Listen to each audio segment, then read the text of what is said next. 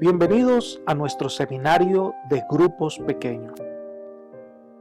Vamos a estudiar entonces una breve historia de los grupos pequeños. Primera parte. Lo primero que debemos decir es que en la Biblia no se habla de grupos pequeños. Solo podemos inferir su existencia y observar sus buenos resultados.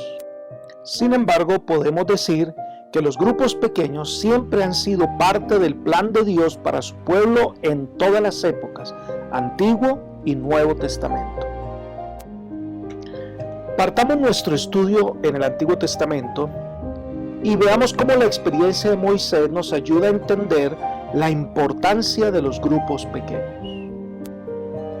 Moisés era un hombre de Dios, pero no estaba trabajando como Dios deseaba.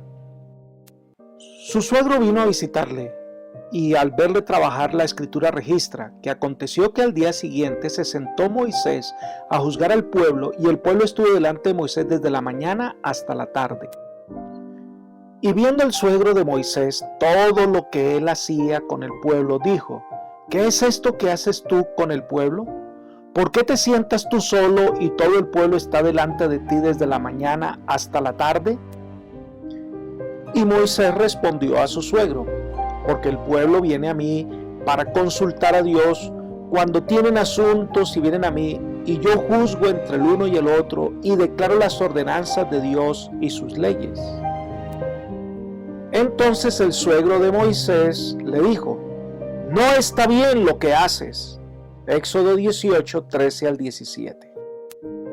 Entonces aparece uno de los consejos más importantes de la Biblia, el consejo de Jetro a Moisés. Le dijo Jetro a Moisés: escoge tú de entre todo el pueblo varones de virtud, temerosos de Dios, varones de verdad, que aborrezcan la avaricia. Y ponlos sobre el pueblo por jefes de millares, de centenas, de 50 y de 10. Éxodo 18, 21. Esto llevó que Moisés estructurara al pueblo de Israel administrativamente, nombrando jefes de 1000, jefes de 100, jefes de 50 y jefes de 10. La unidad básica, jefes de 10, que eran los grupos familiares.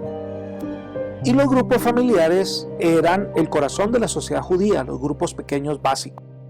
Elena White registra que Dios se propone que aprendamos lecciones de orden y organización del orden perfecto instituido en los días de Moisés. De ahí que después del exilio babilónico con Nehemías, los grupos familiares fueron importantes. Se registra que entonces por las partes bajas del lugar, detrás del muro y en los sitios abiertos, puso al pueblo por familia. Al ir al Nuevo Testamento encontramos el mismo ejemplo. El máximo ejemplo lo encontramos en Jesús, quien comienza la iglesia cristiana con un grupo pequeño de 12 discípulos. Se dice que después que subió al monte y llamó así a los que él quiso y vinieron a él, y estableció a 12 para que estuviesen con él y para enviarlos a predicar. Marcos 3, 13 al 15. Si analizamos un poco, el Hijo de Dios ciertamente no necesitaba la compañía ni la asistencia de los discípulos. Sin embargo, desde el comienzo optó por establecer una estructura de relaciones interpersonales y ministrar dentro de ellas. Kurt Johnson nos dice que Jesús pasó tiempo con su pequeño grupo, los 12 discípulos, intimó con ellos, los instruyó, oró con ellos y después los llevó con él para que observaran cómo ministraba a otros. Además, Russell Burrill dice: la mayor parte del trabajo de Jesús estaba con un grupito de 12, a los que llamaba sus discípulos. Jesús pasó esos pocos años derramando su vida en estas pocas personas. Sin embargo, Jesús cambió el mundo para siempre. Jesús usó el marco del grupo pequeño no solo para compartir lecciones espirituales, sino como un medio ambiente en el cual moldear el liderazgo. Además, grupos pequeños basados en hogares fueron importantes para Jesús en la formación, el desarrollo y el éxito de la iglesia cristiana. ¿Por qué Jesús eligió un grupo pequeño de 12? Porque quería alcanzar multitudes, porque quería causar un reavivamiento, introducir el reino, quería dar ejemplo y además que siendo pocos era más fácil ganar discípulos. Entonces Jesús le dijo a sus seguidores que fueran a ser discípulos en todas las naciones, es decir, que siguieran el ejemplo de su maestro.